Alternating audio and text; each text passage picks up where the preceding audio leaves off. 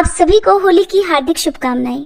आज की वीडियो में आप रसपान करेंगे फाल्गुन पूर्णिमा की व्रत कथा का। फाल्गुन पूर्णिमा के दिन पवित्र जल में स्नान करने के साथ ही सत्यनारायण भगवान का और विष्णु भगवान का पूजन किया जाता है और इस दिन विष्णु भक्त अपनी अपनी श्रद्धा के अनुसार उपवास भी रखते हैं। दिन भर उपवास रखते हुए शाम को चंद्रोदय के समय चंद्र देवता की पूजा की जाती है। चंद्र देवता को अर्घ देने के साथ ही खीर का भोग लगाया जाता है और व्रत रखने वाले भक्त खीर को प्रसाद रूप में ग्रहण करके ही अपना व्रत खोलते हैं। फाल्गुन पूर्णिमा के दिन ही होलिका दहन किया जाता है। होलिका दहन को बुराई पर अच्छाई की जीत के रूप में मनाया जाता है। फाल्गुन पूर्णिमा की व्रत कथा भगवान श्री हरि के परम भक्त प्रहलाद से जुड़ी हुई है। आइए रसपान करते हैं आज की कथा का।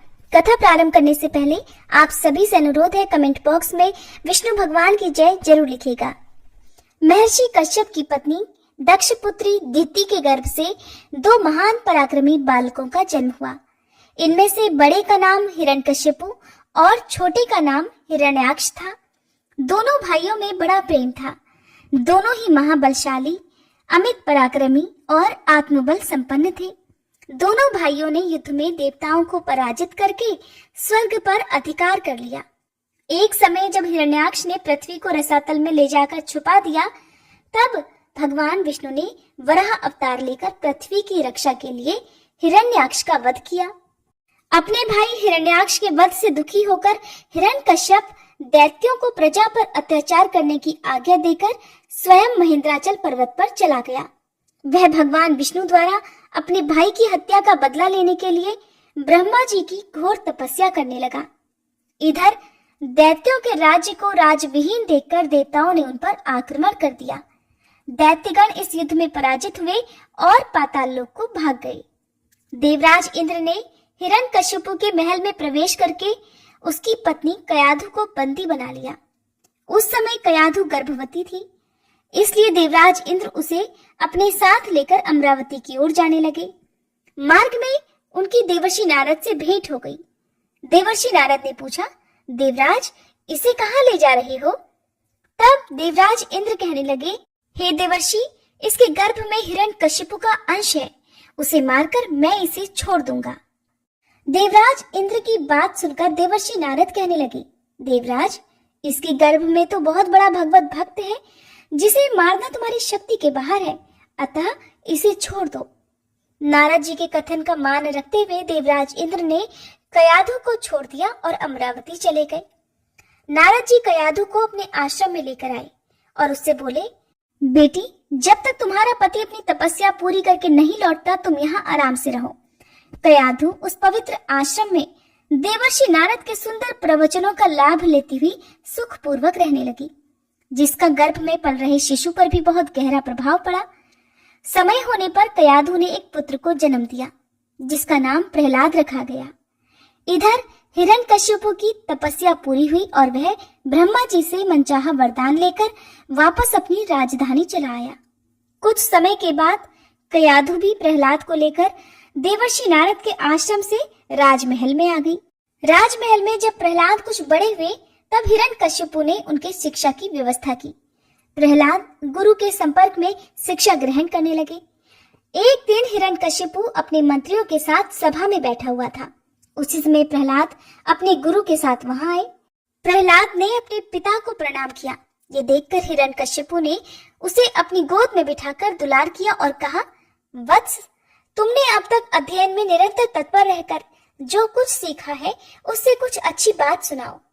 तब प्रहलाद कहने लगे, पिताश्री, मैंने अब तक जो कुछ सीखा है उसका सारांश आपको सुनाता हूँ। जो आदि, मध्य और अंत से रहित, अजन्मा, वृद्धि क्षय से शून्य और अच्युत है, समस्त कारणों के कारण तथा जगत की स्थिति और अंतकर्ता उन श्री हरि को मैं प्रणाम करता हूँ। ये बात सुनकर दैत्यराज हिरण्यकश्यपु के नेत्र क्रोध से लाल हो उठे। उसने कांपते हुए होठों से प्रहलाद के गुरु से कहा, अरे दुर्बुद्धि ब्राह्मण, ये क्या? तूने मेरी अवज्ञा करके इस बालक को मेरे परम शत्रु की स्तुति से युक्त शिक्षा कैसे दे दी?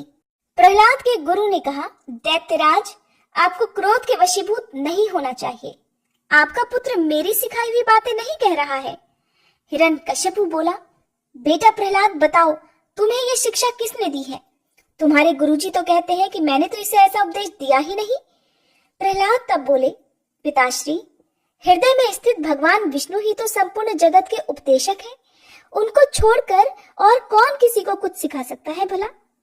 ये बात सुनकर हिरण्यकश्यपु ने कहा, अरे मूर्ख, जिस विष्णु का तू निशंक होकर स्तुति कर रहा है वह मेरे सामने कौन है? मेरे रहते हुए और कौन परमेश्वर कहा जा सकता है?